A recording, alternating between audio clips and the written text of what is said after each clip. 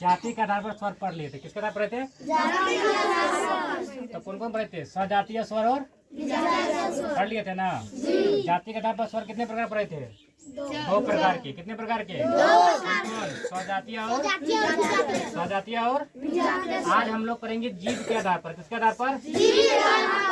आज हम लोग पढ़ेंगे जीव के आधार पर स्वर। किसके आधार पर पढ़ेंगे? देखो, जीव के आधार पर स्वर जो होते हैं वो होते हैं 3। कितने होते हैं? जीव के आधार पर स्वर कितने होते हैं? 3 होते हैं। एक होते हैं अग्र स्वर। एक क्या होते हैं? एक क्या होते हैं? और एक होते हैं मध्य स्वर। और एक क्या होते हैं?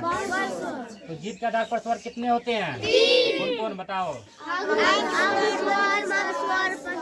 अग्र स्वर, बोलो अग्र स्वर, मध्य स्वर और पद स्वर। अग्र स्वर, मध्य स्वर, पद स्वर।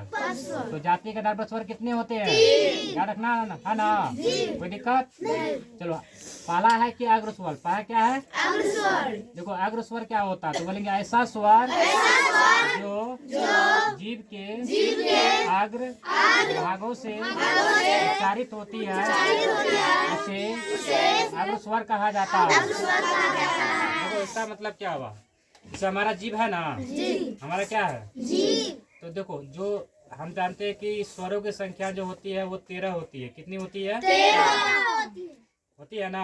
आप देखो, आप 13 स्वर में कुछ स्वर ऐसा भी है जो अगर हम उसको बोलते हैं ना, उच्चारित का मतलब होता है बोलना। क्या होता है? हम उसको जब बोलते हैं ना, तो हमारा जो जीव है, हमारा जो जीव के अग्र भागों से वो जो है शब्द बोले जाते हैं, है ना।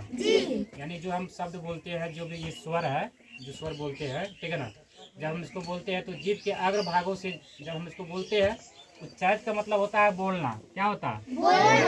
बोलते हैं ना, वो उसमें जो है जीव का जो है अग्र भाग काम करता है। कौन भाग काम करता है? यानी अगले भागों से बोला जाता है ना। अग्र मतलब होता है अगला, है ना, अगला। तो बताओ यहाँ पे अग्र स्वर में क्या आता है? बोलो, हर्षई, दीर्घई, री। तो बताओ अग्र स्वर में क्या क्या होता है? हर्षई, दीर्घई, री।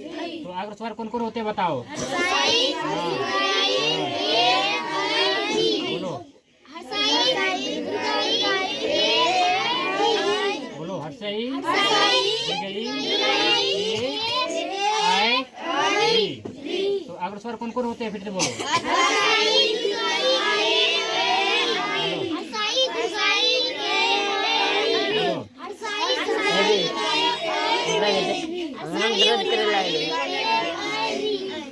ठीक है ना? दर्द के बारे में पढ़ लिया ना? कोई दिक्कत? आप चलते हैं कौन स्वर पे? मध्य स्वर पे। कौन स्वर पे चलते हैं? मध्य स्वर। तो बोलो, ऐसा स्वर जो जीव के मध्य भागों से उच्चारित होती है उसे मध्य स्वर कहा जाता है। जैसे देखो, कहने का अर्थ बा कि जो होता है ठीक है ना, तो ये जब हम इसको जो स्वर को जब उच्चारित करते हैं तो इसमें जो है ना जीव का मध्य भाग काम करता है। कौन का भाग काम करता है? मध्य भाग। यानी मध्य भाग से उच्चारित होता है कौन सा स्वर? अ स्वर। तो मध्य स्वर सिर्फ एक ही होता है। कौन सा होता है? अ। कौन होता है? तो मध्य स्वर में क्या याद रखना है?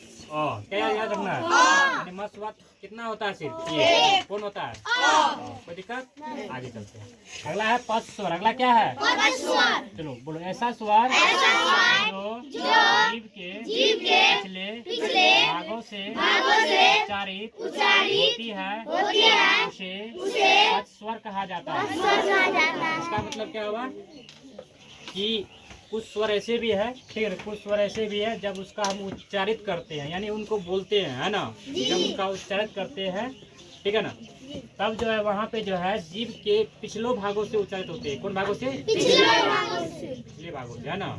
जब यानी कि हम इन स्वरों को जब हम उच्चारित करेंगे तो उसमें जीव का जो है कौन सा मतलब भाग काम करता है? पिछला वाला, है ना। जब ये सब जब ये स्वर को जब बोलेंगे तो वो कौन कौन स्वर होता है बताओ? बोलो, हर्षऊ, दीर्घऊ, ओ, आओ, आ।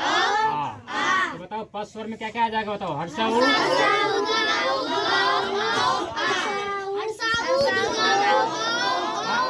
इसको इसको बोलना है ओ, क्या बोलना है? आओ।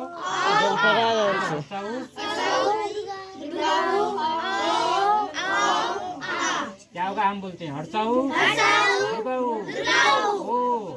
आओ, आ, बोलो हर्षाऊ, ओ, आओ, आ। तो इन्हें कौन सा स्वर कहा जाता है? इन्हें कौन स्वर कहा जाता है?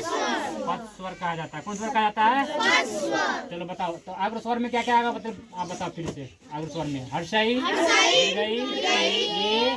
आए, री। क्या होगा अग्र स्वर में? बताओ। हर्षाई, आए, री। और मध्य स्वर में सिर्फ क्या होता है? तुम बताओ, ऐसा कौन सा स्वर है जिसकी मात्राएं नहीं होती है? और ऐसा स्वर है जिसकी मात्राएं नहीं होती है ना? तो मध्य स्वर में सिर्फ एक ही याद रखना है। और क्या होगा रे? अगला पद स्वर में क्या होगा? बताओ। हर्षाऊ, आओ, आ। इन्हें कौन सा स्वर कहा जाता है? पद स्वर। क्या कहा जाता है? तो आज इतना पढ़ा दिए और आगे पढ़ाएंगे, ठीक है ना? अगला जो है, फिर अगला दिन जो है उसके बाद पढ़ाएंगे हम लोग। क्या किसके आधार पर पढ़ाएंगे? वो पढ़ाएंगे उच्चारण के आधार पर। किसके आधार पर? तो आज के लिए इतना ही, मिलते हैं नेक्स्ट क्लास में।